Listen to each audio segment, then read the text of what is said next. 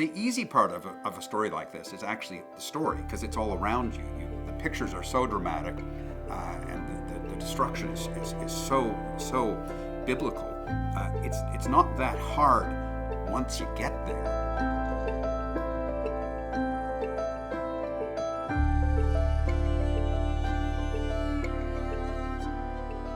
Sometimes when you're doing foreign reporting, it's the logistics that are the hard part, and that was absolutely the case in the Chile earthquake in February 2010.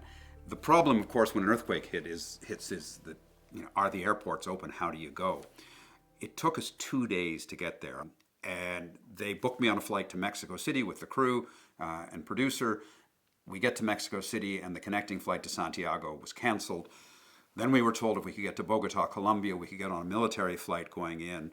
We waited more than 24 hours for that flight to take off. It eventually did. We landed sunrise Monday morning, 48 hours later. And we had only a few hours to get to a place to report live for Good Morning America at 7 a.m. Eastern Time.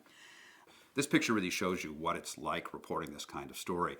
I think that table that I'm writing on came from a restaurant that had been destroyed.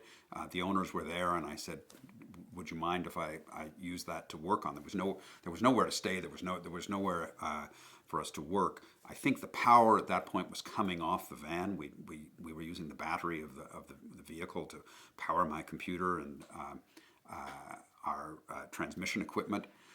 I just set up in the middle of the street because if there were aftershocks, you didn't want to be near any buildings that could collapse on top of you.